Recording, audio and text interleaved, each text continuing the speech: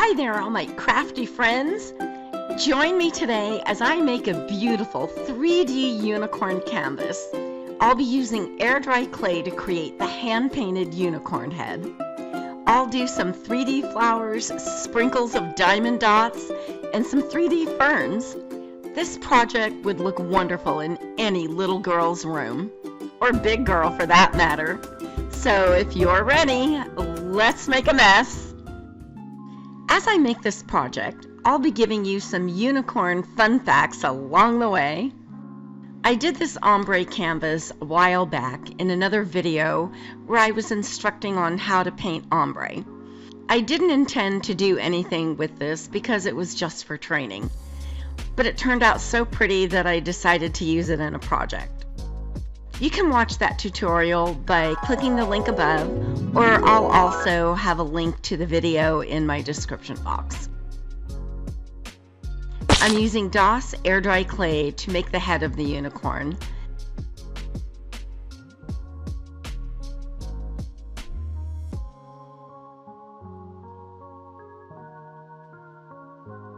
And I'll let that dry overnight. I'm using a nail file to clean up the edges a bit. I measured and marked out where I want to put this beautiful unicorn on the canvas by using painter's tape.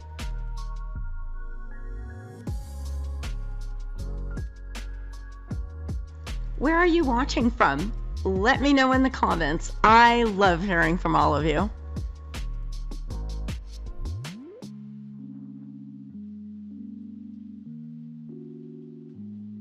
And I'm using gel medium to glue the unicorn to the canvas. It's very strong for gluing anything heavy.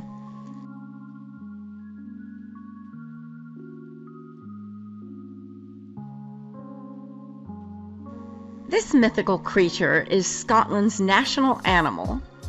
It's believed because it's a symbol of purity, innocence, masculinity, and power. William I was the first royal to use it in the 12th century.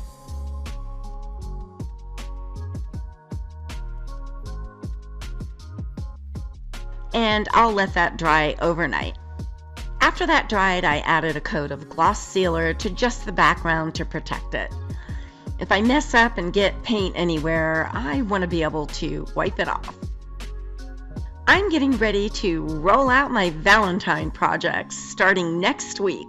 You'll want to subscribe so you don't miss any of them. I'm painting the unicorn white, and as soon as that dries, I'll do some shading.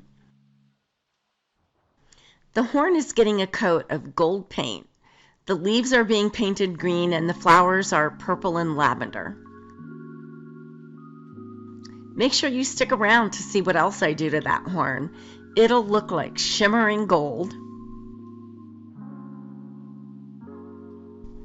During the Middle Ages, people believed that unicorns could be used for healing. They believed that unicorn horns would heal sickness and wounds, and even stop the effects of poison. In London pharmacies, powdered unicorn horns were sold until 1741 for aches and pains. Obviously, unicorns are very rare and hard to find, so they would use walrus or rhino horn. I watered down some gray paint and I'm using it to shade the white. I'm putting it on with a sponge and wiping some of it off to get the look that I want.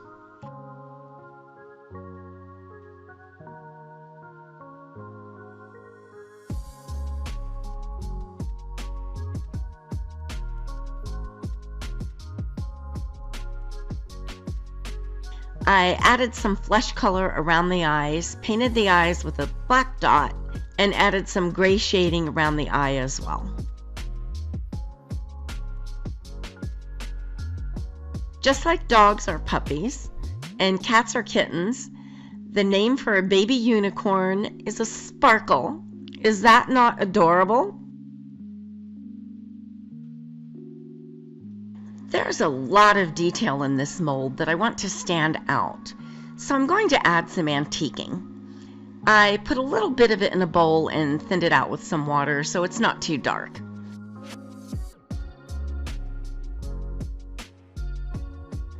I'm brushing it on and then wiping it off right away.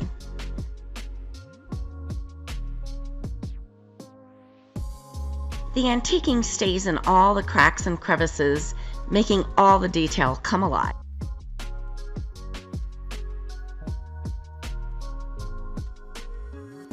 If you're enjoying and finding some value in this video, please hit that like button for me.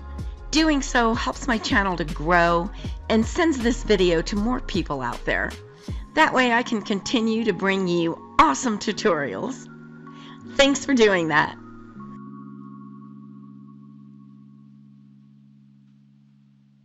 I'm using some gold and white rub to add some highlights to the unicorn. The white adds a little bit of a pearl effect. It's really pretty.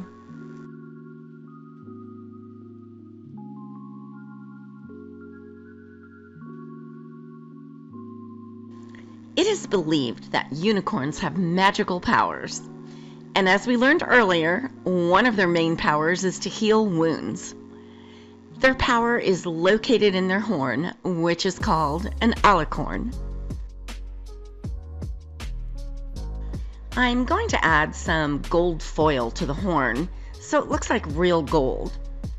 First I'll add the metal leaf adhesive and let it sit for about 30 minutes. It'll turn clear and become very sticky.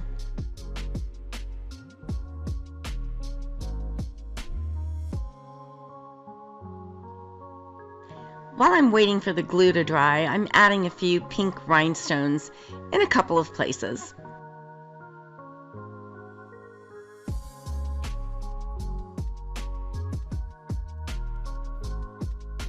Now I'll rub the foil transfer sheet on the horn. The foil will adhere to the sticky glue.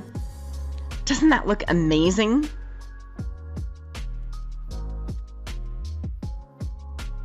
In a couple of minutes, I'll be jazzing up some paper flowers, making them look amazing too. I glued some stir sticks to the bottom of my flowers so I'd have a handle while working on them. It's temporary and I'll remove them later. I'm opening up the petals a little bit on these beautiful paper flowers.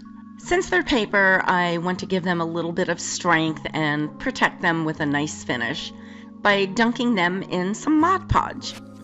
I'm brushing away the excess and then I'll put them in a cup to dry. Once the Mod Podge dries, you can do things like paint them and add rubs. And since you guys know I can never leave things the way they are, this works great for me.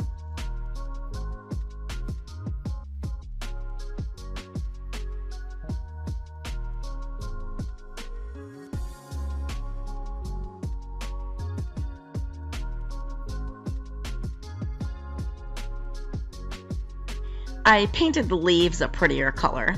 The green I'm using has some gold in it. I also added some gold and white rub to the flowers.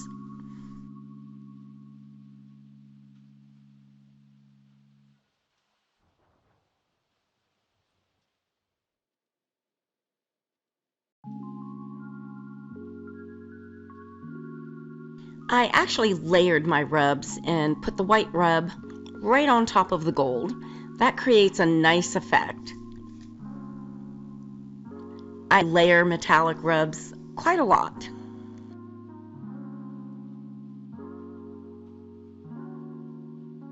I can remove my little handles now. They come off really easy. I'm just giving them a snip and they turned out beautiful. I'm using some Delight clay and a mold to make some ferns to add along with the flowers.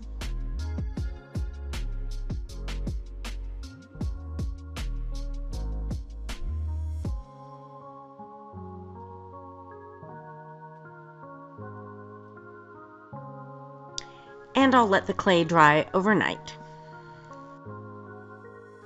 I'm adding some little handles to them as well. I'm painting them with the same green as I painted the leaves earlier.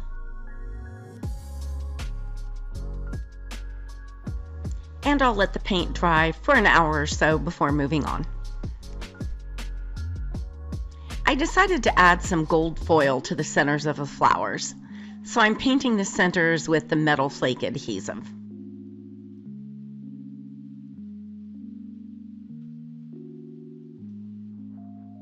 I'm going to add some antiquing to the ferns to make all the details stand out. I'm brushing it on and then wiping it off immediately. Once dry, I'll give them a coat of gloss sealer.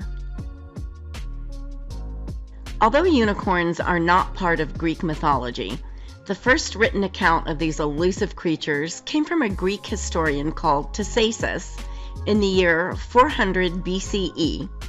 According to Britannica, Tacitus described it as a large, single-horned animal with a purple head, blue eyes, and a pure white body. The historian's description also elaborated on the creature's horn, which was white at the base, black in the middle, and red at the tip. He believed drinking from the horn would protect the person from poison, stomachache, and epilepsy. He also mentioned that the animal was very flighty and almost impossible to capture. Today, experts believe that the animal Tacitus described was most probably the Indian rhinoceros. And of course, these ferns need some jazzing up, so I'm adding some gold and white rub. I found this old frame in my garage. I've had it for a long time, and I believe I got it at Walmart. I'm going to give it a coat of white paint to freshen it up. And then, of course, it's going to get some jazzing up, too. I'm pretty sure you guys have never seen me leave anything plain. And I'll let that dry for a couple of hours, and then I gave it a coat of spray gloss finish and let that dry for about an hour. I mixed some antiquing medium with a little bit of water to thin it out a little bit.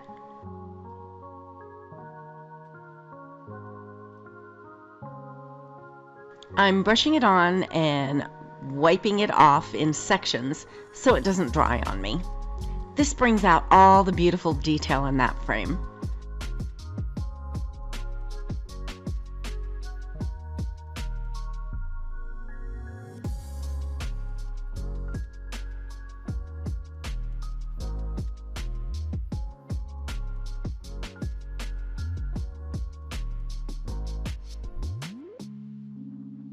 Did you think I was done with that frame? No way! I'm adding some gold and white rubs, which will highlight all the detail. And I'm layering the rubs again. It makes for a gorgeous finish.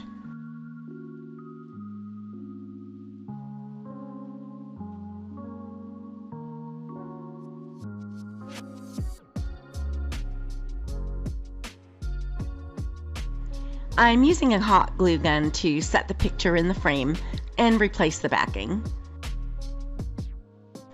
I'm using a Shore Bonder cordless glue gun. I absolutely love this glue gun. It's so nice to work without fighting a cord that's in your way all the time. I have this listed in my favorite tools section in my description box below, in case you want to check it out. And you know I'm not done, right? Time for a beauty treatment. I'm going to get started gluing all the flowers and ferns on the canvas and frame now. I found this pretty heart sticker at the dollar store and I thought it worked for this project.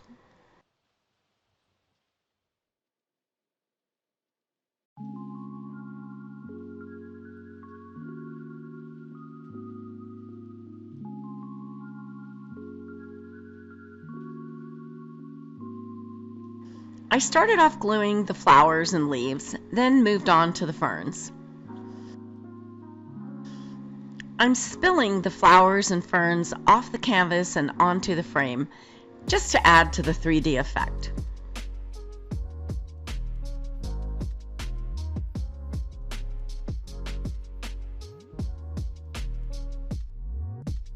Now I'm adding some diamond dots. They're used for diamond painting. I use them a lot in my projects. I just love them. They add some random sparkle here and there. I'm using the gold ones for this project. And I'm using Beacon Gem Tack to glue. It turns clear when dry. I added them to the centers of the flowers and in select places on the canvas and on top of the ferns and leaves.